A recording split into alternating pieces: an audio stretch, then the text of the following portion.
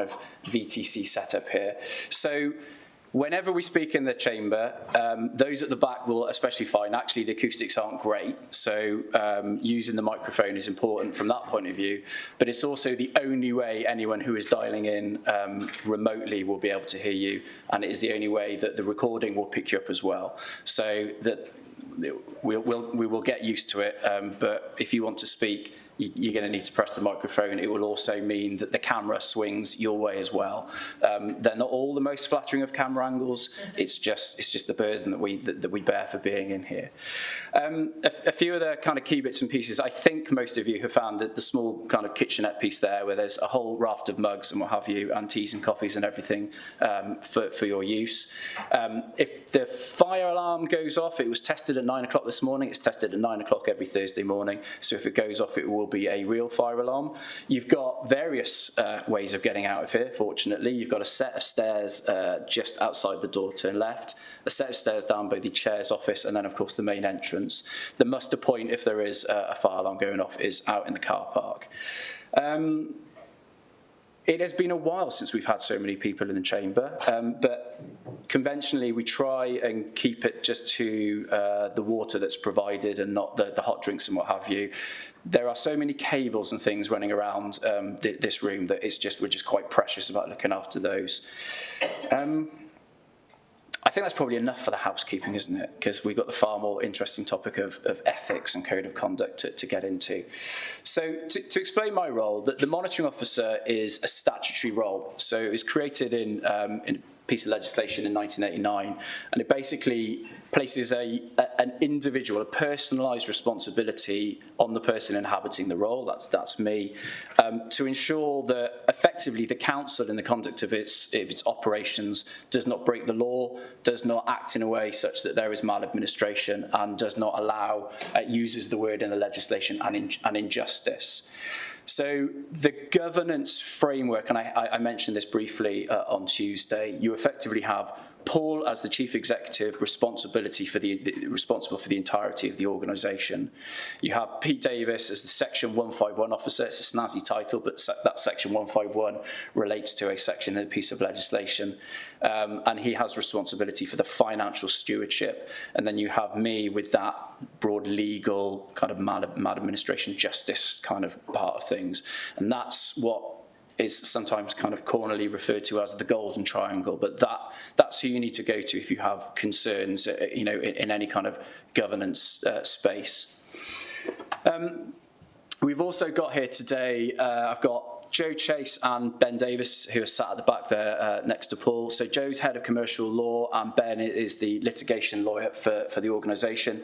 Joe and Ben are the deputy monitor officers, so in my absence, if you need anything in the MO space, then they will be your first ports of call. Though equally, there's always Paul and Pete that you can go to as well for those wider governance matters. And I'm grateful to our lay members of the Standards Committee. So we have Marion, Richard, Rhian and Peter all sat there. Thank you very much. So the Standards Committee, which we'll cover a little bit later, is an important part of the whole governance framework. And it always has a minimum 50% lay member holding the seats there. So Richard is the chair of the Standards Committee at the moment. They are here partly, I suppose, to keep an eye on me. They are here as part of their function of ensuring that councillors are appropriately trained, but more importantly, they're here so you know who they are and that you can have a conversation with them should you so wish. A lot of what we're going to talk about and through has its basis in the law, but there's a whole load of flesh that goes on the bones of the law. But the law in itself is a pretty rigid beast. It's probably worth pointing out, for example, that you are all required to attend meetings as part of your roles as councillors. I mean, that's probably not going to be a huge surprise. But the law states that if you fail to attend for 6 months, then you cease to be a councillor. There's no process, there's no appeal. If you don't preemptively seek the permission of council beforehand, then you cease. So it's just worth raising that, not because I assume that anyone's going to have an issue with that attendance, but purely because it's just a demonstration of how the fact that the law can be very, very black and white and quite frankly, blunt and brutal sometimes, and that's what a lot of this stuff kind of hangs off. But there's so much more to the governance of an organisation that exists in the far softer kind of relationship areas, and I hope that's how things work here.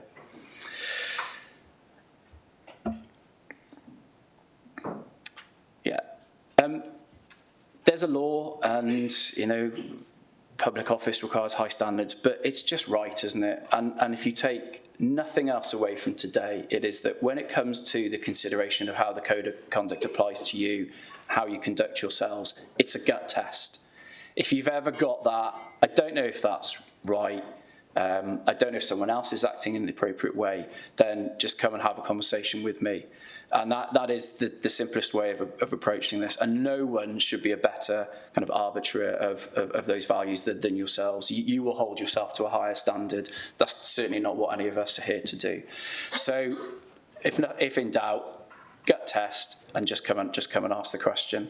I am absurdly comfortable being an idiot. I delight in the asking of stupid questions, and I would wholeheartedly encourage that with yourselves when it comes to this topic. So please just give me a shout, and I will do everything I can to help you.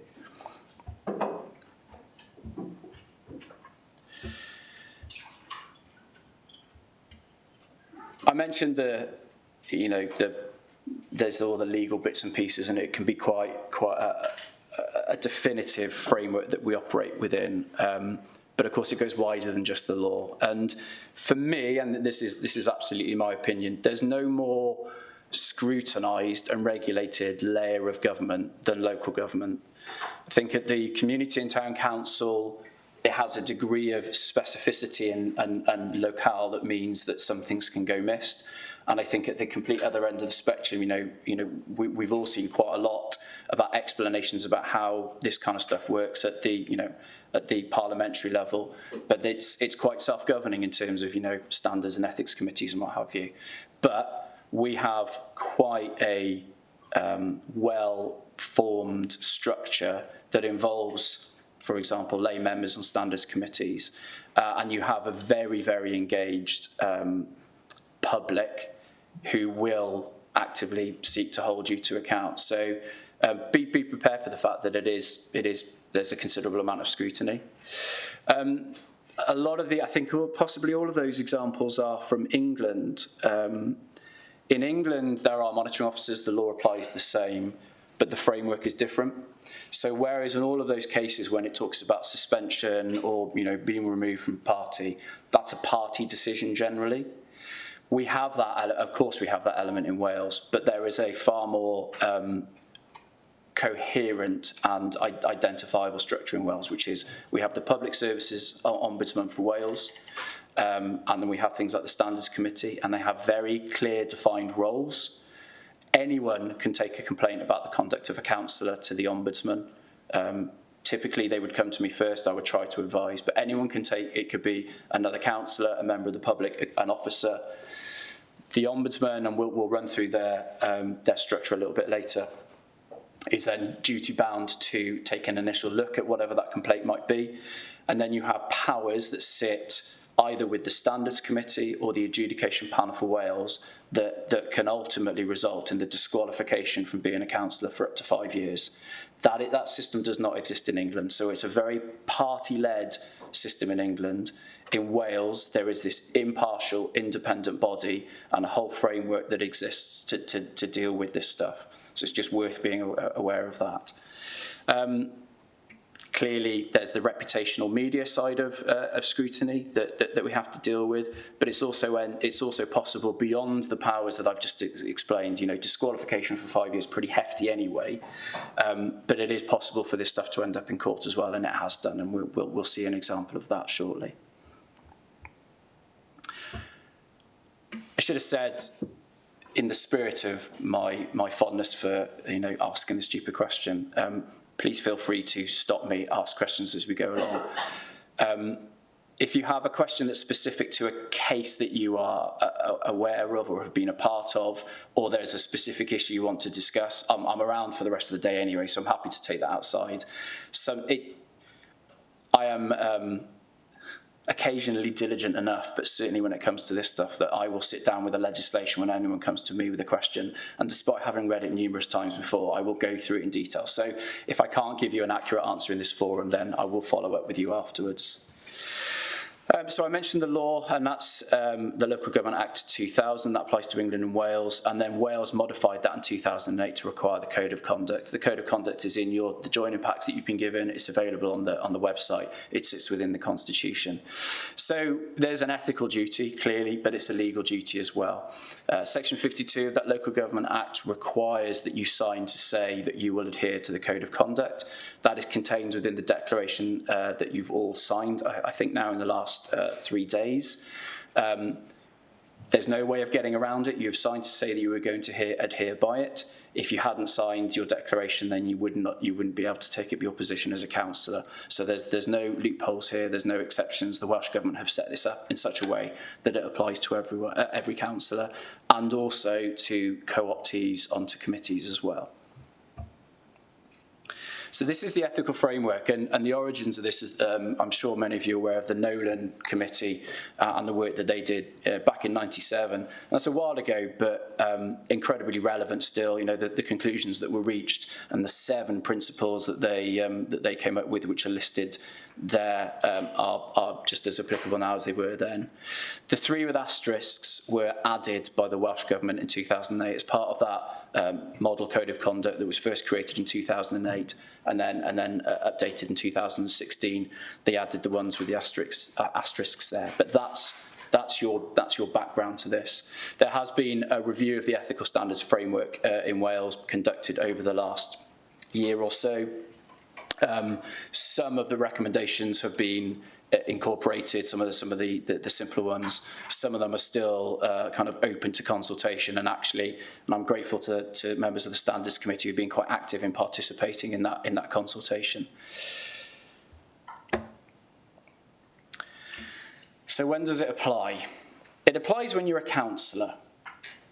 Is a fairly simple way of looking at it, but it then gets quite difficult determining what that actually means, because you're not necessarily acting as a councillor when you stroll into a pub of an evening, but a few pints later, when you start giving it the "do you know who I am" kind of line, well, then suddenly the perception can start, and I'm not suggesting that's going to happen here, obviously, but that's where the perception element becomes important in terms of from a complainant's point of view. So yes, we can talk about meetings and conducting the business of the authority, the official capacity stuff, but it's that acting, claiming, giving the impression that you're acting in that role is where it becomes more problematic, most predominantly when it comes to social media. And there's a lot of complaints related to social media and conduct. All of these, this presentation and the WLGA presentation will be made available to you in due course, and there's links within them. The WLGA has a very, very good guide on the use of social media for councillors, and I would wholeheartedly commend it to you, because that's the forum within which people get into more trouble probably than anywhere else. There are, however, some rules that apply to you when you're not acting as a councillor. So we're going to run through what the rules are now, and then I'll highlight those as we go on to them. So 16 rules generally that the initial parts of the Code of Conduct cover. In the code, they're set out in more detail. They're written in slightly more legislative language, but these bullet points look to capture the essence of what each of those are. The ones with the asterisk, and there's another slide worth of these are the ones that apply to you even when you are not acting or claiming to act as a councillor or carrying out official business, etc. And that one there, bringing your office or authority into disrepute, is the big catch-all. It's not uncommon to see a complaint made about the conduct of a councillor that relates to the fact that they are not treating people with respect and consideration, or they're bullying and harassing, but you will nearly always see the disrepute one brought into that because it acts as a bit of a catch-all, and I'm fairly sure that it's intentionally included within that. So you have a set of rules here, and I'll flick on to the next slide, that actually they do start to permeate into how you conduct yourself in what you would rightfully consider your private life. But then I know that the experienced counsellors among you will understand and appreciate that the blurring of those lines happens in terms of when residents want to get hold of you and deal with issues. It's a difficult demarcation to draw. So the code of conduct follows you. And then you've got the other two there, not using your position improperly or misusing the authority's resources. They also apply at all times.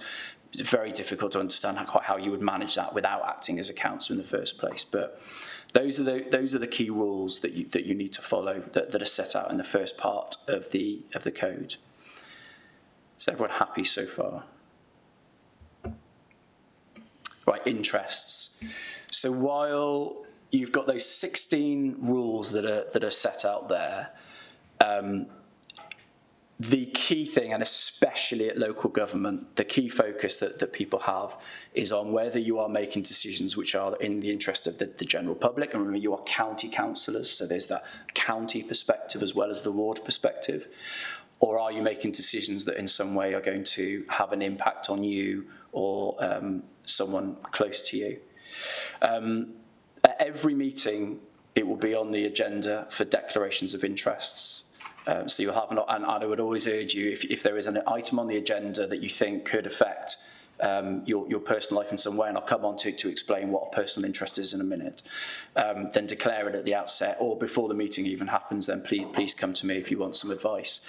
I can only ever offer you advice. I can never tell you what to do. I don't have that authority, nor would it be right, because you are elected by our electorate. So it is always a matter for you. But I will always do my best to help you reach a conclusion as to whether you need to make a declaration of interest. You've all completed, I think, as part of the process, the register of interests as well. That's a matter of public record. People will be able to examine those if they are, wondering whether you should be taking. And we do get people who do this. Your addresses will not be made public, though. So we've seen the legislation change in the last year so that none of you were duty bound to make your addresses known to the electorate as part of your standing as a candidate. That's the first time that's ever happened. The law hasn't quite changed when it comes to the register of interests yet, so it's untested, I suppose, as to whether if someone put in a freedom of information request asking to know where you live, because they were claiming that could have an impact on your view on a planning decision, for example. So I can't give that guarantee that we would be able to withhold it at that point. But as a matter of practice, I think the vast majority of local authorities in Wales are now keeping the address, your home address, off your register, the publicly made available register of interest. But it will be available for people within the organisation to look at. The law, I hope, will catch up. At the moment, it is guidance that it is okay to do that. So, like I said, it's untested if someone really wants to press to find out where you live.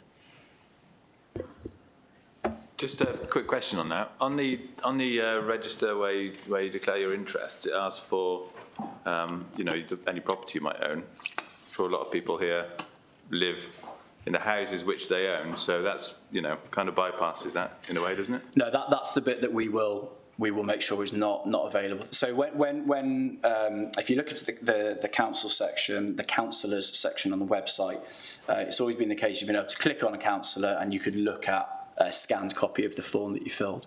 We will withhold the home address element that's put on there if you've included it on there. So I mentioned earlier, the powers of the Standards Committee and what have you, but this chap, Councillor Spencer Flower, who was the leader of Dorset County Council, was found guilty in a magistrates' court of breaching the Localism Act by failing to declare an interest in a housing association on which he was a non-exec director in relation to a decision that was being made by the council that he was involved in that related to that housing association. So there's an example there of how this can go beyond even the confines of a Standards Committee adjudication panel, and actually it is possible for this stuff to end up in court. Now, there was no financial gain in this situation. It was just the fact that as a non-exec director with an interest in that organisation, and then as a councillor making a decision that affected that organisation, it was felt, and then it was investigated by the police, and then the magistrates found that he had broken the law by not declaring an interest, and in that case not withdrawing from the discussion. So what are personal interests? So there's two steps to this. There are personal interests and then there are prejudicial interests. And it's a two-step process. So we always start by looking at what a personal interest is. That's pretty much how it is written in the code. So it's about you, but it's also about a close personal associate. And I'll come on to define that, how close that is. But it's about you, your job, your business, employer, and then you get into financial contributions, company ownership, land. It especially focuses on pecuniary interests up front, which is what this is clearly covering.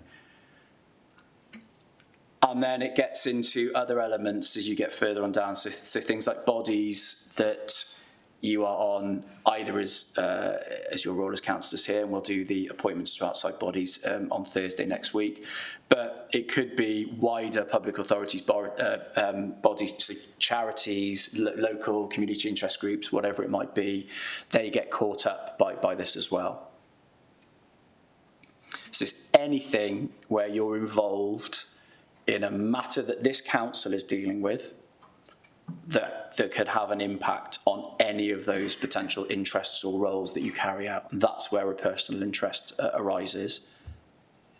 But equally, it's not just about you as an individual, it's about your close personal associates. So close family members would be an obvious one.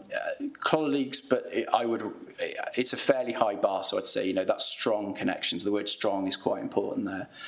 But it's not just close in as much as, close in a loving and respectful way, but it works the other way as well. So someone with whom you're having a dispute, the person that is your mortal sworn enemy, that would count as well, because any power you have in this organisation to make a decision that affects someone, quite how you are motivated about how making those decisions is what this piece of law is trying to get to. Jill. Can I just ask, does this cover volunteering as well? It's not financial, it's just if you volunteer for a group? Yes, it can. So if I go back, I think it lists in the bodies, so you've got that bottom bullet point there, public authority or body exercising functions of a public nature, charity. So if it could get swept up by the charity piece if it has that exercising functions of a public nature. But again, this is where the specificity of that, you and I would have a sit down and go through it, and then I would advise you as specifically as I can. Matt, sorry, could you just give a bit of clarity, because I think there is confusion about the role of this in those councillors who are school governors, and whether there's any difference between an ordinary member of a school governing body, if you like, and those appointed by the local authority. I'm smiling. I'm smiling, and as is Richard, as the chair of the Standards Committee, because we got into the detail on this quite significantly around the school proposal in Abergavenny. Yes, there are differences in terms of how the rules on personal and prejudicial interests apply, depending on which body it is that has appointed you to be a school governor. And we got this frankly ridiculous position whereby, I'm going to make sure I get this right now, the community councillor appointed governors fell foul of the rules on prejudicial interest, whereas the county councillors involved as being governors were not, because it was the county council with the body that were making a decision. It is a mistake in the law. It is something that the Standards Committee have written to the Welsh Government about. So yes, anomalies can come up. To try and deal with this in as broad a brush a way, the majority of councillors will be governors. And so it is a matter for the councillor when we are talking about educational matters, whether they wish to note that as a personal interest as a declaration. I don't think we've ever had someone raise it as a prejudicial interest, which you'll find in a moment would mean that you have to withdraw from the discussion, because it's accepted that you all have a very important role to play both in the council and on the governing bodies of schools. For me, I don't push councillors to make that declaration, because generally we will deal with education as a county-wide matter, or at least an area matter. And it's only when we get into the specificity of some schools that it could potentially become something that's worth declaring. But again, you know, you've seen in Council Martin, haven't you? Some people will make a declaration, some don't. It's not something we particularly push. The Public Services Ombudsman for Wales has a far more detailed and better explanation as to personal interests, which I would commend to you. So if you have a personal interest, and like I said, there's two steps to this, and the second is prejudicial. If you have a personal interest in something, it does not prevent you from taking part in the discussion or the decision that relates to that issue. So you would need to make a declaration so that, you know, and we spoke about our values on Tuesday, openness being a core one of them. Funny thing, it's one of the Nolan principles as well. So you would declare it at the outset of a meeting, or if you miss it at the outset when that topic comes up, you would make that declaration at that time of the the discussion happening. If you're engaging in, you know, representations outside of the meeting, it would be good practice to make mention to it then, and then we would capture that at the end of every council meeting. Nick, who you will have seen walking around, will follow up with you and get a written declaration of interest form signed by you. But it doesn't stop you from taking part. What will stop you from taking part is if you have a prejudicial interest. So this is where a personal interest goes beyond something that it's worth being open about and people understanding, and this tips into the point where a member of the public would regard as likely to influence your ability to be objective, that would influence your opinion. In the slightly crasser terms, this is where public get the kind of perception of the brown envelopes in planning and what have you. There are caveats to this. I'm not going to run through them today because, again, it would be difficult. And there are differentiations between how it affects county councillors and community councillors as well, in terms of the kind of value of money that's been spoken about. But it comes down to the reasonable person test, that classic man on the Clapham omnibus, as the old legal tests would put it. In terms of, well, at what point do you tip into a position where a member of the public would reasonably consider that your decision-making could be influenced? A very simple example would be a member of the planning committee who lives next door to a controversial planned development of a set of flats. That person is going to have a very clear prejudicial interest in that development, and therefore they should make that declaration. At the point that you make that declaration, you take no further part in the discussion. There's no joining in the discussion but then not voting. There's no staying in the room and saying nothing. You have to remove yourself from that meeting completely. It's the same in the run-up to a decision as well. So while the greatest focus will come at the point of discussion and decision, in terms of the correspondence as well, you shouldn't be engaging in correspondence on matters such as the kind of example I gave, because you will clearly be looking to exert influence given your position that will affect a subsequent discussion and then decision. There are ways of, as well as the caveats I mentioned, there are ways of speaking even if you have a prejudicial interest, which are listed there. It doesn't come up very often within a county council because we generally have sufficient mass to make sure that our meetings are quorate, but certainly in community councils, it can be quite a common thing for lots of members of a community council to also be members of the community hub project that's going on. The community hub is making an application for funding from the community council. They would have a prejudicial interest by way of being involved in both. But if all of those councillors were then to withdraw from the discussion, the council ends up as incorrect, the discussion can't go ahead. In situations like that, there is the mechanism to bring a dispensation request to the Standards Committee, who will then consider it in accordance with the law and the guidance, and then make a decision on whether to grant a dispensation for those people to take part. So there are mechanisms.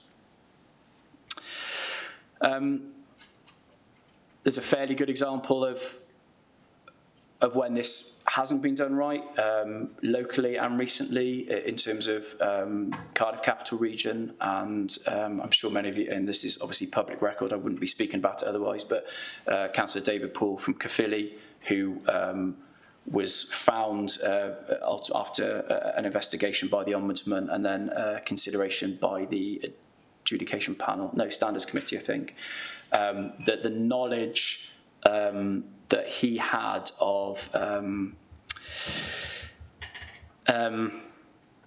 one of the companies that the CCR were dealing with in terms of, potential funding opportunities and what have you, enabled him to then purchase shares in that company, and that was found to be a clear interest. He had access to something that no one else would.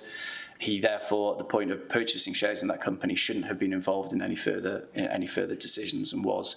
And I think it was a five month suspension as a result of that, and he stood down as leader of the council. That is interests. That is the thing that I will probably end up speaking to you about more than most of the things that appear in the code, because it's so individualised, both to yourselves, your close personal associates or mortal enemies, but also, whatever decisions are going through at any particular time. Has anyone got any questions on that before I move on? So there's this umbrella of bias as well, which personal prejudicial interests are a good example of how bias would be enacted, because you would be biased in your decision making by an interest. The broader umbrella covers these terms of predisposition and predetermination, and this is something that can be quite tricky. You are going to, a member of a group, and there is something that coalesces you in that group, be it a political party or whatever else. You are going to be predisposed to certain ideas and ideologies and policies and what have you. It would not be a very effective council if you weren't. Predisposition is absolutely fine. You can have an opinion on something. You can have a very, very strong opinion on something. That's what we expect of our elected members. But at the point that it closes your mind to a discussion and a debate and the information that is placed in front of you, then you become predetermined, which I think is probably set out there. It is a high bar. This is not an easy threshold to pass, and there's various case law that's gone to the High Court that has shown that it is a considerably high bar. A common question, and one that Louise was asking this morning actually, for people who sit on the planning committee and who also sit on community councils, there's often the question of, when the community council considers a planning application, because I sit on the planning committee in the council, does that mean I have an interest, or is that going to leave me open to questions of predetermination? The starting point for me is no. As long as you can show that you can contribute to a discussion and a decision at a community council, and then attend a planning committee and consider the information that's placed in front of you, listen to the other members of the planning committee, the people who come and speak to you, who are objecting, etc., then no, you will not be predetermined. As a matter of practice, what a lot of councillors have found actually simplest to do, and this is not from a legal point of view, but a lot of them will just stay out of the discussion at the community council, so that they just don't get into the conversation in the first place. Now, I would never tell you that you have to do that, but that through practice is what councillors have found just makes it easier for them to sit in planning committee, where you're making some pretty hefty decisions that affect people. Bias, this broad idea of bias, it's a perception game, this, and so that's why we have the code. That's why we identify words like predisposition and predetermination and personal interests, and bias is just the overarching kind of umbrella term given to it. It is possible. There's an example here, Kelton and Wiltshire. This was where again, it's a local housing association where a councillor was involved, I think, as a non-exec director, and there was a decision to be made regarding a proposed development. The decision was to be made at planning committee, and in this case, while the court, because it ended up in the High Court, didn't consider that there was a personal prejudicial interest, and if I'm honest, I can't quite tell you why, because you can see the complete similarity with the example that I gave earlier with the Councillor Flowers example. But they did end up determining that the councillor here was biased in their decision making because of their NED position with the housing association. So it's a bit of it's another one of those kind of catch-alls that exists there, and it requires the kind of courts to define, whereas at least within the Code of Conduct we have prejudicial personal interests which help handrail us. So that's the code. It comes from the Nolan Principles and additions by the Welsh Government. It's a more rigid construct within Wales than it is in England. You have those initial 16 points, that some of which apply to you regardless of whether you're conducting yourself as a councillor, and the real kind of meat and drink of it is the personal prejudicial interests. So how is it policed?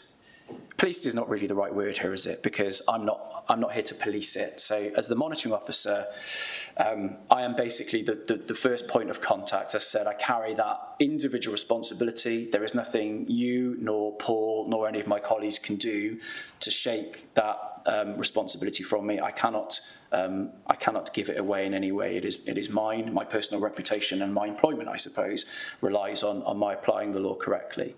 So I'm completely impartial, and it is in my best interests to advise you in the best possible way, because if I don't advise you correctly, then the decisions that the council make will be undermined, and then we risk that maladministration. But the point of my relationship with you is to have the conversation, advise you, or if you're subject to a complaint, if you ever have a complaint made about you, there are only ever two people that will know about it in this organisation. That's me and you, and then it's entirely up to you who you tell, but I can't tell anyone. So I have had conversations with councillors in the past who have been subjected to complaints, and I would be pretty confident that if any of those people sat in this audience, no one else in here knows who that would be, and that's the way it has to stay. It's incredibly important to me. I'm also the first point of contact for people who wish to make a complaint. They don't have to come to me in any way, but I generally will get contacted if it's a member of the public, another councillor, or an officer. They will come to me first, and I will look to I can't advise them on whether to make a complaint or not. I can't play kind of both sides, in the same way that I can't advise you on how to deal with a complaint. But what I can do is just explain how the system works, where it is you may want to go to for advice, what things you might want to consider, and just set out how this whole process works. And that will usually then inform a member of the public if they want to make a complaint or not, and inform you in terms of how, what additional advice you may wish to get. The Standards Committee, obviously introduced them earlier, and like I said, these are 3 county councillors will sit on the Standards Committee, 1 community councillor will sit on the Standards Committee, and then at the moment 4 lay members, and at some point we will probably go and recruit a 5th as well, just to make sure that we never dip below that 50% requirement for lay members in the committee. The Standards Committee have a proactive and a reactive role. The reactive role is when a complaint is made or a dispensation request is made, and they need to come together and they need to sit in the way that a jury does effectively and find the facts as to what's happened, and then if they consider that the Code of Conduct was breached, what an appropriate censure or measure might be. Part of my role, in the nicest possible way, to esteemed colleagues of the Standards Committee, is to keep them as quiet as possible in that space. If we're getting to the point where stuff has gone through a complaint process, investigated by the Ombudsman, and then referred on to the Standards Committee, it's because I've not been able to deal with it in the best possible way right at the outset, and that's absolutely always my aim. The proactive side of what the Standards Committee do is they have a duty to ensure that you are appropriately trained, for example, which is why part of the reason that they're sat here today, to assist me in how I conduct my role. But they now have additional statutory duties that have been placed on them as of this month, whereby they are required to present a report to council annually to report partly on the conduct of their business, but also there's an additional duty that's come in this year on the leaders of groups within local authorities who now have a statutory duty to promote good standards of conduct within their groups within a council.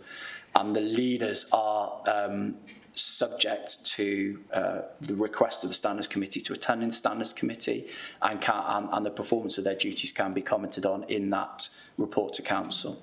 So the Standards Committee carry a sizable stick or two around with them, and in the nicest possible way, I consider it my duty to try and stop them from even picking them up, let alone wielding them.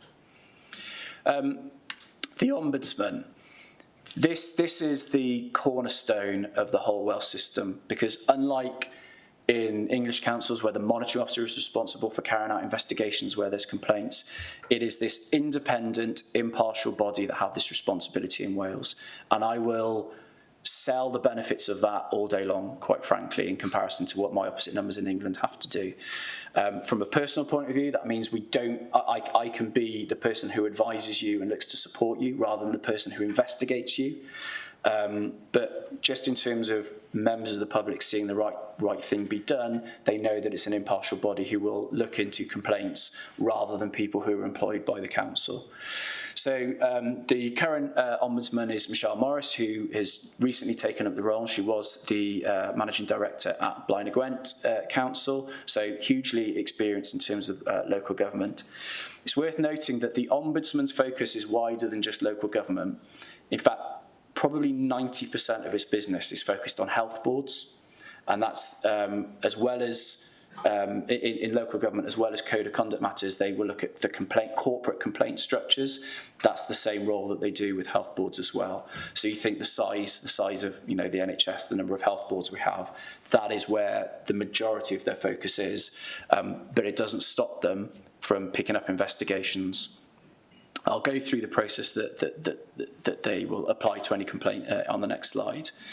And then the final body it's worth being aware of is the Adjudication Panel for Wales. So this is, if an Ombudsman does carry out an investigation, they have a number of options. They could consider that there's no breach, or they consider that there's a breach but no further action.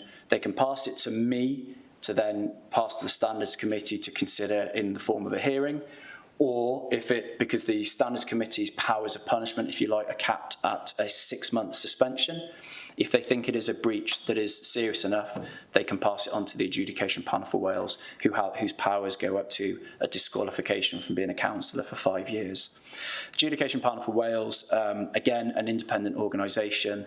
In any hearing, you generally have a legally trained chair and then two lay people sat either side of the chair. If someone wishes to put a complaint in, the first step is generally to come to me, and then I can't advise them, but I will set this process out, and actually that can help members of the public typically make a decision on whether they want to go through the process. If they put a complaint in, they go straight to the Ombudsman, and then they will talk about having a 2-step process, but it's kind of 3 for me, because the first question they will ask is, well, was this person acting as a councillor? So if your neighbour is annoyed about the state of your lawn and they wish to make a complaint to the Ombudsman, they're not going to deal with it because your lawn is not a matter of your role as a councillor. It doesn't even go as far as bringing the authority into disrepute. It's a lawn. So the first thing we'll need to do is make sure that actually the construct of the complaint is in the right place. The question then they will ask is there, just on the face of it, and taken at its highest, the complaint, is there an evidence of a breach? On the balance of probability, do we think that something has been breached here? If they don't, then very simply the response is sent back to the individual saying, I don't believe there's a breach here, there'll be no action. If they do, they then apply an additional test because they're a finite resource public body, and with the weight of work that they have from health-related matters especially, they have to make sure that the public interest is served in how they conduct themselves. So the classic public interest test is this a matter that requires the work of the Ombudsman to investigate? And that's where I will often work with them, because if it gets to this point, and I try to make sure that we don't ever get to this point, but if it does, I will still work with the Ombudsman to see are there alternative routes to a full investigation, standards committee, adjudication panel if required. Throughout that process, if a member of the public comes to me and wants advice on putting a complaint in about one of you, then I will deal with them in confidence, but I will make them very clear at the point that they put a complaint in, you will be made aware. At the point that a complaint is put in, you will be made aware of it and I will be made aware, and that's it. I will then get in contact with you just to make myself available for a discussion. But you will be, at this initial point, all the Ombudsman will be doing is just applying this test. Are they going to investigate? It's not an investigation from the get-go. The vast majority, possibly all of the complaints that I have seen go through to the Ombudsman, which is a fraction in itself of the number of people who would have come to me in the first place, have not been investigated because of the application of these stage tests, or potentially it's because there's a different way of dealing with it if the member is willing to engage, for example, the group leader, or there's a better way of it being dealt with to the satisfaction of the person raising the complaint. So you'll be made aware that the complaint has gone in. You will be offered the opportunity to submit information if you want. It's entirely up to you whether you do or you don't, and I will help as best as possible, but I can't tell you what to do. They will then come back and tell you it's either been discontinued or there's going to be an investigation. At the point of an investigation, you'd be informed of that, and then you would be involved in that investigation process in the way that you'd expect. But you will be given, at the point of a complaint, the detail of the complaint. At that point, it is not an anonymous process. You are capable of seeing your accuser effectively. I kind of covered this, but those 4 points on the left are the different options that they have, and I think I've covered the potential sanctions that exist as well. The last, as an example of where these complaints can come from, the last case that I was involved in, and even then only at the tail end because I attended the adjudication panel for Wales. Hearing on the matter, was a former councillor from here who then was still covered by the Code of Conduct because they went on to become a community councillor. And in that case, actually, the use of homophobic language was picked up on by Paul as the chief executive. So again, the point is, from our point of view, there's a standard that is necessary, and the standard you walk past is what you accept. So that wasn't a standard that Paul was clearly prepared to walk past. So there have been cases, and I have seen former councillors of the organisation go to the adjudication panel, but I'm delighted to say I've never had to see one go to the standards committee or adjudication panel in the time that I've been here. It's worth pointing out the default to any standards committee hearing, and the same for the adjudication panel, is that it is a public hearing. So there's no behind closed doors kind of stuff around this. If there are elements of personal information or vulnerability of witnesses, for example, then there are mechanisms for dealing with those in a less public way. But it's, again, brings us all the way back to there's the law, and then there's the ethic and the gut feel, but then there's the media, and then there's the public perception, and then there's the duty you owe to the electorate, and there's the duty that we all owe to our citizens. So, the ethics piece goes beyond just the nuts and bolts of this process. Yeah, some trickier issues that come up, because I've talked a good game here about, a hefty legal construct and the powers that sit with certain people, but you are elected to represent your constituents in as fearless a way as possible. So that's not an excuse to step into the realms of bullying and harassment, but you have to have the ability. Your Article 10 right to freedom of expression still exists. So getting the balance right between freedom of speech, but then respect and cohesive working is a tricky one. Again, this plays out more on social media than anywhere else, especially the social media posts that go up at 11 p.m, midnight, 1 o'clock in the morning, and so often. Luckily, and we really have never had an issue with this in Monmouthshire, but I have the benefit of the experience of my colleagues in the other local authorities, and there are some places where this is not uncommon. This has been tested, and this was the case in Manabia involving a person called Calver, so it is now known as the Calver test. A complaint was made about one of the town councillors who was running a blog which was pretty, so occasionally hilariously, but quite stridently critical of that council. And the complaint was that there were, lack of respect, verging on the kind of bullying behaviour.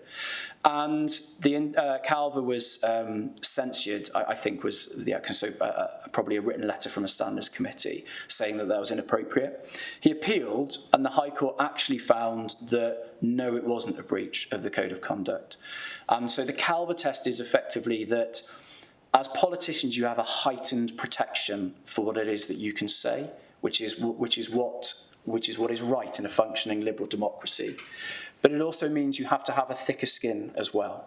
And so the criticism that the town council felt it was put under, the High Court considered to be appropriate for a councillor to criticise another group of councillors in that way, which heightened his right to freedom of expression, but also kind of made the point that you need a bit of a thicker skin when you get in this game. So it's just worth being aware of that. Bullying, there was another case, and this was a Flintshire, I forget if it was a county council or one of the community councils in Flintshire, but this involved a person called Heesum, where a complaint was made, and this was a relationship between him and a member of staff. And basically, the series of his conduct was such that the complaint was made possibly by the member of staff, possibly by another member of staff. I'm not actually sure of the detail off the top of my head. But it was found that he had breached the Code of Conduct because he had acted in a bullying and harassing way. But the interesting thing that came out of this, and again, I think this was a matter that was appealed and went to the High Court, so this is case law rather than something that's come from the adjudication panel, is that the relative status of people in a bullying case is relevant to whether or not it was bullying. Or in simpler terms, because I'm stood here as the monitoring officer and I'm a chief officer, I've got to have that thicker skin in terms of how we engage, and I'm hoping it would never come to that. But you carry a responsibility and a thicker skin the kind of higher up the hierarchy you go. But conversely, it means how you engage with people on, at the lower pay grades who don't have as high a management status, etc. And we very much try to steer away from hierarchical language and status and what have you, but it is relevant. And so I suppose there was a number of questions on Tuesday about, if you have a problem in your local area, what do you do?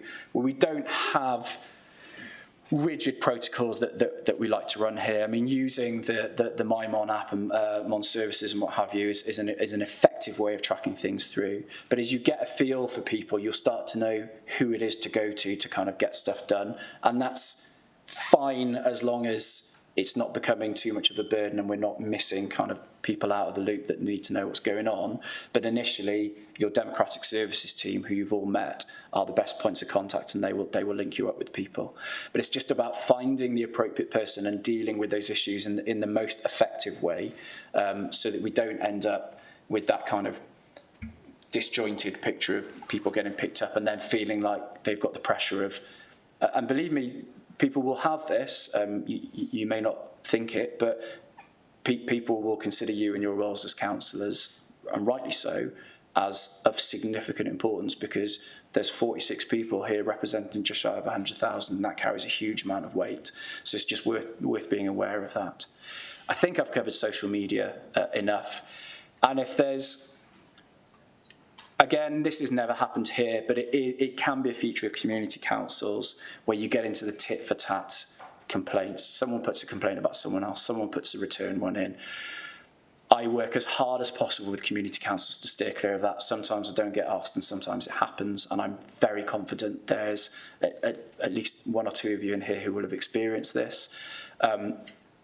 It gets to a point where the Ombudsman is just simply not going to continue to engage, and we will have to find other ways of dealing with things. And that opens up a whole kind of different area of kind of governance. That's where Audit Wales might take an interest in somewhere, for example. But it just comes back to the point, isn't it? We deal with matters as early as possible and at the lowest possible level, and that's the best way of dealing with matters. Final slide. Thank you very much. For community councils, the clerk is their first point of contact, and then they have those various other bodies. And the clerk, and I always work with community councils, I'm always keen for the clerk to be the person coming to me rather than councillors directly. A, because it just follows the impartiality line, and B, because anything that I advise on in the Code of Conduct sphere for community councils is to the benefit of the clerk's kind of knowledge and experience. But within these confines, you have seen enough of this now to know who I am, and you have my email address. Fire the questions, stupid or otherwise, at me. Does anyone have any questions? Simon. Yes, thank you.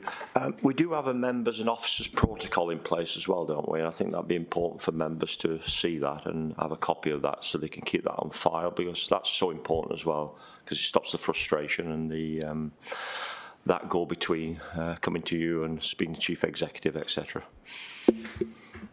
Yeah, absolutely, absolutely. So the wider code of conduct and governance issues and what have you, please come to me. But I've spoken a lot about the code as it applies to you, but of course there's a weight of stuff that applies to us as officers. So first of all, we have the employee code of conduct, which sets out, how we should conduct ourselves. And because we work in a political environment, for example, there's a lot of constraints. I mean, I hold a politically restricted post. Therefore, not only do I have to act in an impartial way, but it prevents me from doing things such as standing for election while I'm still in this post. So the whole framework of that is in a standard kind of HR policy way, is about the hierarchy of the organisation, making sure that employees abide by the code of conduct. And funny thing, being chief officer of people, that actually falls within my remit as well. But actually, that is a fundamental question of leadership and culture for each line manager to ensure that the employee code of conduct is followed. And then next to that, sadly, I'm kind of picturing the Constitution in my head. So part 5 of the Constitution, the first part is where you'll find the Code of Conduct. Straight away, it takes you then into the Employee Code of Conduct. And then there is the protocol that you mentioned, Simon. So the officer member protocol, which sets out what you can expect from us, how we should deal with queries, the access. There's a whole access to information procedure, which explains, the starting point is basically you're elected members of the authority. You should be able to see whatever it is that you want. There are limitations in terms of, no, you're not going to get the personal details of a looked after child case, for example. But we would always push, certainly Paul and I and the other members of SLT, that there is everything should be open to you to see as best as possible. So it sets out some of that, but it sets out about the relationship between officers and members. But the key thing is, if you have an issue with an employee, then you take that matter to their line manager. Catherine. I just wanted to say that the protocol is in our induction packs, which is really helpful. And also, I wanted to ask about casework and the whole kind of conflict of interest around that. I've already got lots of things to deal with as a new councillor, and I just don't really know, A, who to go to at the council, or kind of how you deal with potential conflicts of interest there. Thank you. So in terms of who you go to, like I said earlier, that will develop, but use democratic services as your front door. And if they don't know the answer, they will cast around until they find the right person. And again, officers will expect to be approached by you, and they will look to help you as best as they can. They should all know, in consultation with their line manager, depending on the case, how far it is they can get into the details of a case. So I had a conversation with a member on Tuesday about a matter that's going on. It's to do with a child, so it will vary on every case, but being the interlocutor between the organisation and someone is possible. If you have their permission to see additional bits and pieces, and we are aware of that, then it takes you a step further. But then it's just to find that tipping point of where, in professional conduct terms, there is something that an officer couldn't make available to you, kind of regardless of permissions. But there's also the flip side, which is looking after yourselves. Again, it's not a clearly defined threshold or tipping point, but there can come a point where your knowledge and understanding and involvement in a case actually turns you into a conduit that places you in a quite difficult position and constrains your ability to act, or potentially lines you up for the kind of corporate complaint that we might deal with, which happens, but people can't make a corporate complaint about members. That's where it steps you into the code of conduct space. So there's always that balance about making sure that you look after yourselves as well. And I'm sure different groups and stuff will have different kind of guidance around this, but it even comes down to the conduct of meetings, going to people's houses, having other people present. Those fundamental things that I'm sure a lot of you will be aware of. Martin. I wonder if you could, excuse me, I wonder if you could clarify, Matt, what happens if someone brings a complaint to you about an elected member and on looking at it you decide there is no case to answer? How long is information on that kept on file? So if someone comes to me with a complaint about a member, it is not for me to decide whether it is a valid complaint or not. Only the Ombudsman can do that. But what I will do is I will help advise the person who's bringing the complaint on what the process is, because I am experienced enough in terms of how the Ombudsman works and how, with the number of complaints that I will have seen in my time, to know when a complaint is simply not going to go anywhere because it doesn't actually relate to the code of conduct, or it's just not of a nature that's going to satisfy the public interest test. Now, I can't tell someone that they don't stand a chance with it, but I can explain the process and I can explain the test, and then they can then make a decision for themselves. If I'm dealing with that, because I always want members of the public or whoever it is to be able to come to me in confidence, then that conversation just happens between me and them. And if they decide not to go to the Ombudsman, then it goes no further. If there is a complaint, which has merit, or even if it doesn't, but if there's a different way of dealing with it, and I can pick up a conversation with the member before it gets to an Ombudsman stage, then I'll have that conversation with the member. There is no file, though. I have Outlook, and like anyone else, I think it's the best filing system in the world, which our digital team flame me for frequently. So there are thousands of emails stuck in that system. Luckily, we have a deletion protocol now, so at least the deleted box gets emptied. So I don't intentionally have a filing system, but there will be stuff in there. But I don't have P files on you or anything like that. It's not that Stasi-esque. Judah. Yeah, thanks. Diolch yn fawr.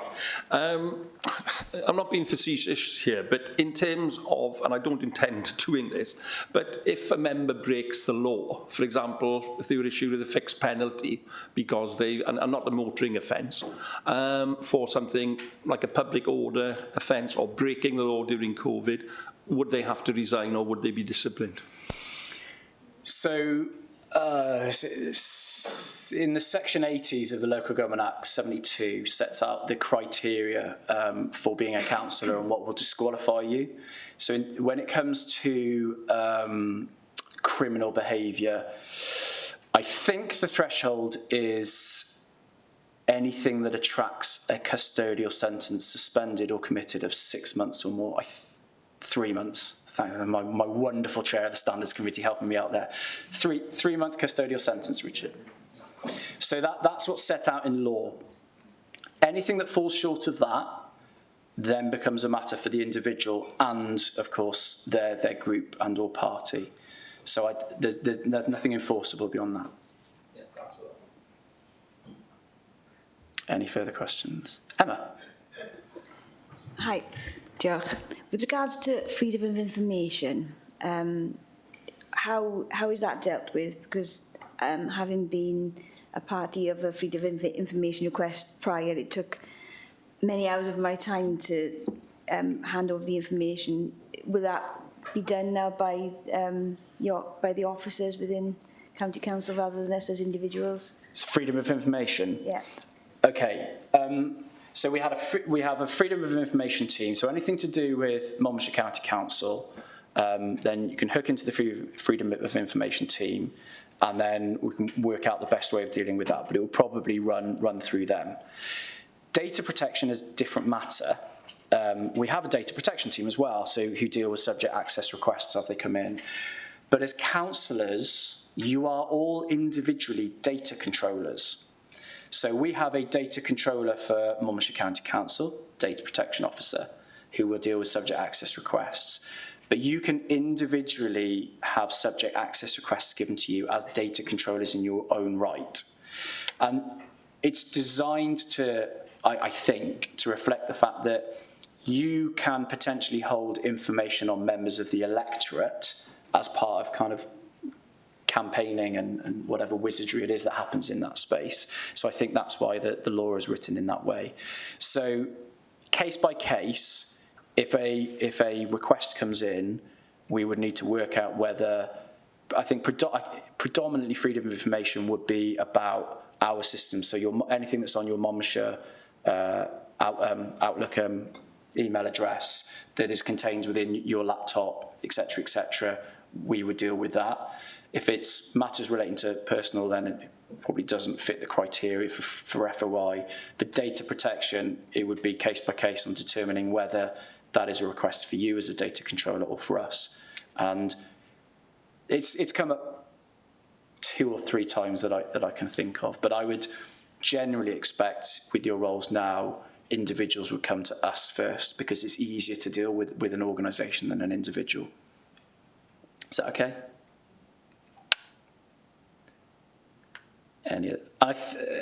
There will be more in the kind of information governance space at some point. Whether that will happen in the next few weeks or not, I'm not quite so sure. I think. Oh no, here we go, Peter. Cheers. Just thinking about how to head off having a complaint made against you. I think there are constituents.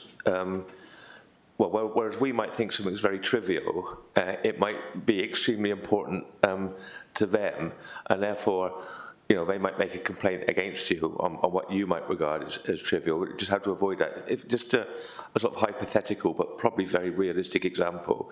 One of your constituents complains that the grass has not been mown on a particular area of land near their house. Yeah, and you got to meet them. You look at the area. The county policy on bees and wildlife and whatever, and indeed community council policy on it, and you sort of say to them, well, they've asked you to raise it with the council, and when I say, well, I'm not going to raise this with the council because I don't agree with you on this. I think it's perfectly reasonable that the grass is like that. All I can do is advise you to raise it yourself. Yeah. They might get really upset by that and accuse me of refusing to represent them and whatever. So how do we deal with that sort of situation? So it links kind of to that, just protecting yourself and how you conduct yourselves and contemporaneous records of exchanges, having other people present, etc. But don't forget, an example like that, you have a corporate complaints process. So you can disassociate yourself in a gentle way and say, you can pass on that message, whether you support it or not. You can pass the message on. If there is an issue then with the fact that nothing gets done, and for myriad reasons that could be the case. If they are unhappy, they can take a complaint to our customer relations manager about how the organisation is doing its business. If it's not mowing it because there is a policy in place that is a council decision, well, that's the council decision, and you are one member of that council, and so it's about striking that balance. So you have a whole organisation that you can kind of lean on now, which just gives you other avenues for them to express issues. But never be afraid of being a conduit for things that you don't necessarily agree with, because find the right officer, have the right conversation. We will hopefully deal with it in the best possible way. Yep. Can I just come back? I mean, you mentioned conversations. Are these literally conversations? Do we knock on the door of the office and go in and say, I want to say this, or does it all need to be done, say, by email? I guess we probably wouldn't find somebody in the office given the agile working, but there we go. Well, we are, the lessons that we've learned from COVID is very much that we need our people to be as brilliant as possible by working in the way that means that they are effective as possible. And that we really try and individualise this. So every individual knows how they work best. And then they need to have that conversation with the line manager or the appropriate person, who then needs to represent, well, what does good service delivery look like, and therefore what's the tension between how the individual wants to work and how does the service need them to work. We ain't having any bus drivers driving their buses from their kitchen table. So there's very clear limitations on how that goes. So in terms of the presence that you'll see here, it's fair to, we will continue to modify this place, especially because there's 650 people who are nominally based out of here, to enable them to work in that hybrid way. But what we do have, and what we had before the lockdown even came, was with Teams and the other tech and the kit that's spread around the different meeting rooms, we were very good at working in an agile way and digitally before. So I know email, for example, is an absolute curse to people who enjoy a face-to-face conversation, or at least an in-person conversation. But of course, the joy of an email is it's unilateral. You send it when you're ready to send it, and the person reads it when they've got the time to read it.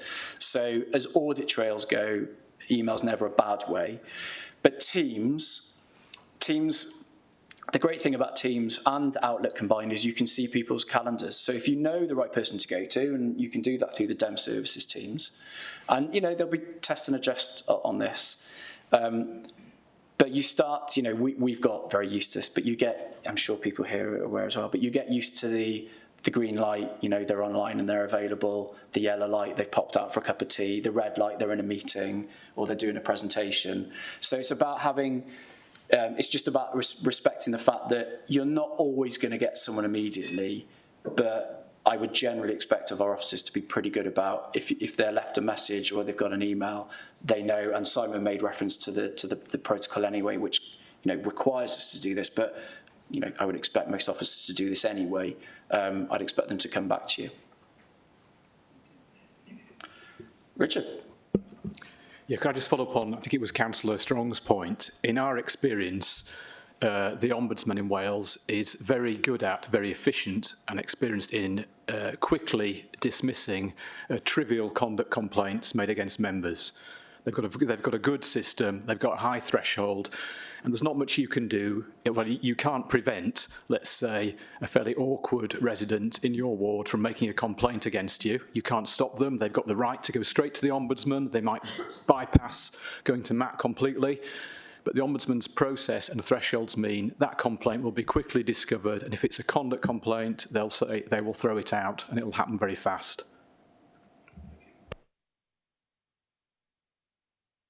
Do you have guidance on good practice for running local surgeries? I guess this is as much about personal safety as about standards, but from what you're saying, it's where possible quite a good idea to have company, to not always to be alone when you're meeting local residents, if there's an option. John, I'm going to look to you. Do we have anything, or do WLGA, or is it something that generally comes through parties in terms of conduct of surgeries? I'm having a dig around now. One thing we'll go through with you soon enough is there's a dedicated members area on the intranet. So every time you turn your computer on, the intranet pops up and there is a members area. And within that, there's a big members library of documents and guidance. So if you're chairing a meeting, if you're particularly involved in some social services, there's a social services toolkit, etc. on there. We put the remuneration reports, and I'm just looking around if it is there. But if I do, if I find it, I'll send it around for you. All right. I cast that wider as well because it's stumped me. I don't know if the parties provide anything in that space, if anyone's aware. Okay, we will follow up. Richard. I do think that's a really important point that Catherine's made, and I think perhaps if we haven't got some advice, I think it would be very helpful to have some that we can issue to councillors, because personal safety is really, really important. And certainly for my group, we try and make sure that where we have surgeries, that they are done in public places, that nobody's on their own. I mean, in my ward, I try and have them either in the pub where there are lots of other people around, or in a public place. I'd be quite worried about any councillors doing a surgery on their own in a church hall, for instance.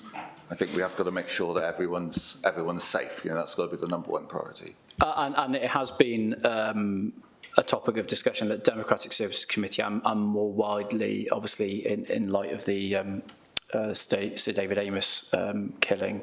And I know I've just seen a message from Will as Chief Officer of Children and Young People, but he sits in the contest space, prevent, etc. And so there's the links with the police there, and I think there's some guidance.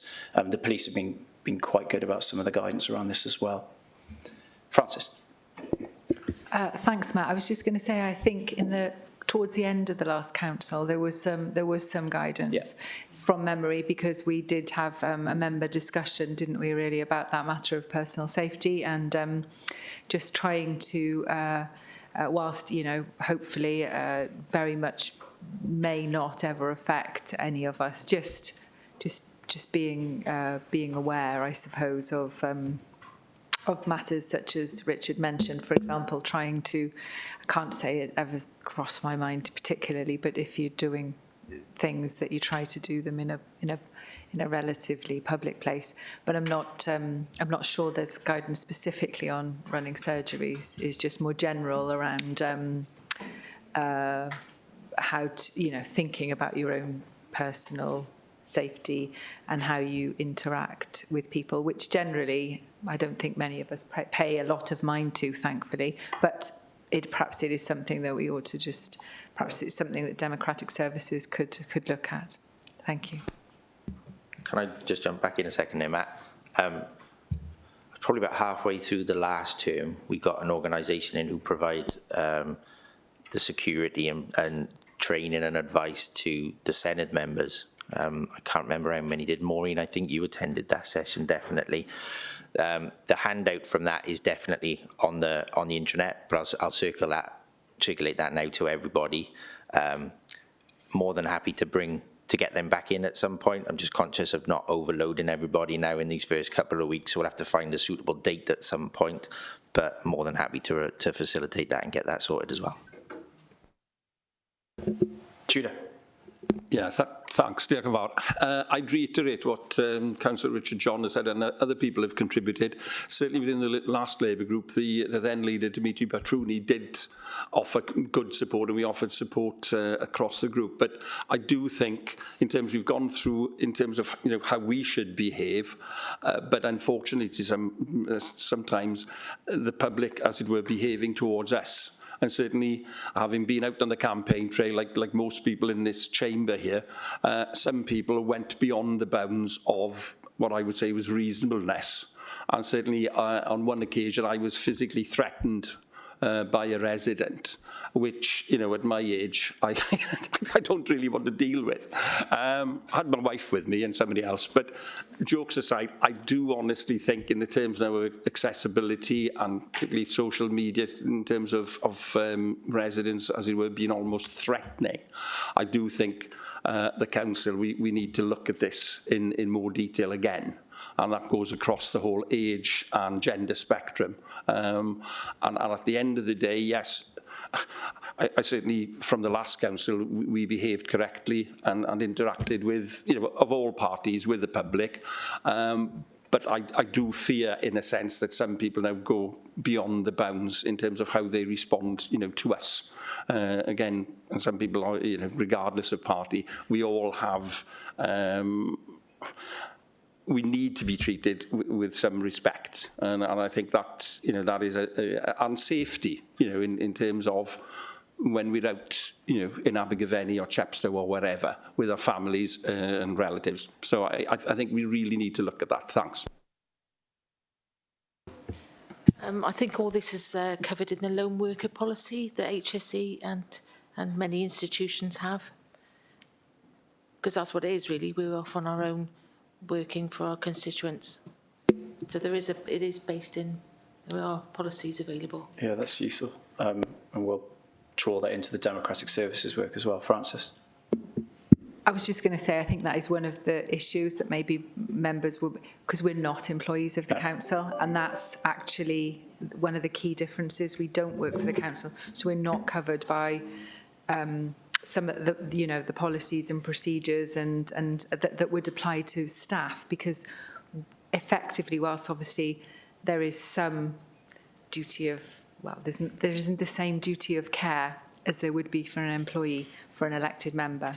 And I think that's what we discussed and debated last time, because it's important that people are aware of that. So they're you know, we don't get treated as in the same way. That's not to say that people are unkind to us, but that we don't have those same protections at all as employees have. So it's something which we had a bit of a discussion about before, and it may be helpful, of course, yeah, to discuss in due course, just so that everybody's aware of that position and situation. I totally agree with what's just been said, but also all volunteering organisations that I'm involved with follow those procedures, lone working procedures. So that's the basis where we should be starting. Okay, that's useful. Councillor Butler, I can see you've got your hand up. Forgive me, I couldn't see you for a while. Thank you. I'm afraid that my hand went up a little while earlier before this present discussion started. And it's really about communications and hybrid working. I'm being forced to be at home at the moment because I have COVID. But my understanding is it's when we actually are in a meeting that we should be actually physically present as well by having our screens on, but nobody else seems to have their screen on. Am I right in that, or can I switch my video off? Oh, goodness sake. I'm sorry, did you hear me? Yeah. Sorry, I was just walking from speaker to microphone. Yes, when we're in council and the other official meetings. So I think, as Paul said the other day, the law now is if you're going to attend remotely, you have to see and be seen as well as to hear and be heard. There's no specific protocols in terms of how we conduct unofficial meetings like this, if you like. We're not live streaming this, and it comes down to the practice of the individual, really. Thank you. Thank you. Louise. Yes, thank you. It was a discussion we had sort of later on about you know, the relationships between councillors and particularly the public, and, you know, to ensure that I think there are policies obviously about behaviour between councillors and officers, because quite a bit of this is in the Constitution. But there isn't there is missing in our Monmouthshire County Council a policy to actually deal with harassment by members of the public. I mean, thankfully this is only few and far between, and it's obviously only occasionally that a member of the public continues in sort of behaviour that you wouldn't particularly like. But I know that other councils do have specific policies, and the policy that was referred to before on health and safety, that's generally to do with workers, and we're not workers as such, we're sort of office holders. So I think that we do need to have a specific policy, but I also think that there needs to be a policy for the officers as well, particularly in the area of planning, because obviously people do get quite worked up about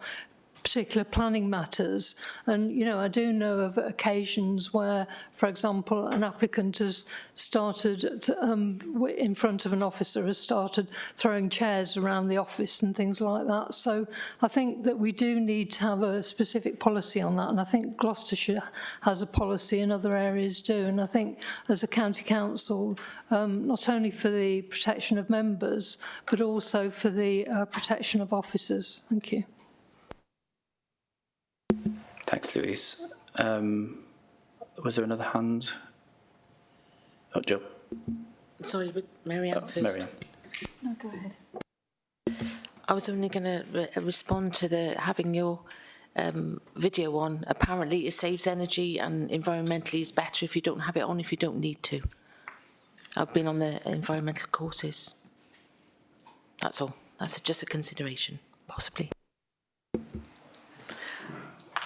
Firstly, I'd agree. I think we do need a policy. I think safeguarding for representatives is of equal importance to that of officers.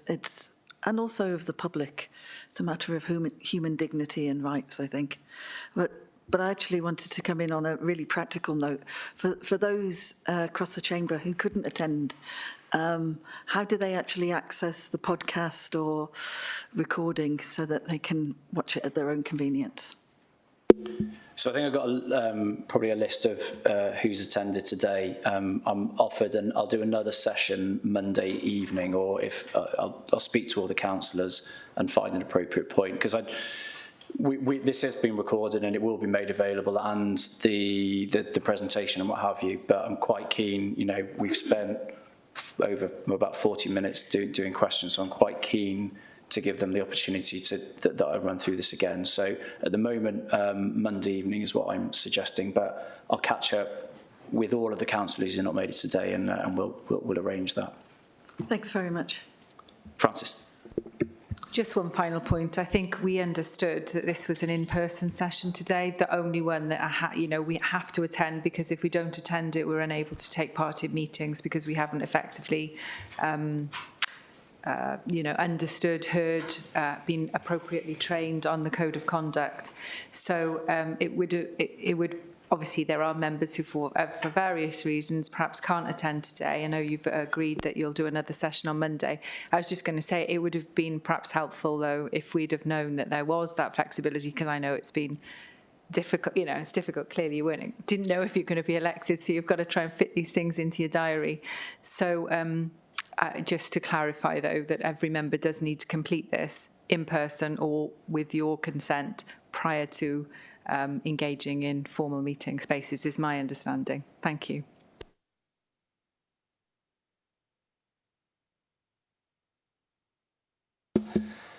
Councillors, thank you so much. And I'm here all day if anyone has any questions related to any of this. Thank you.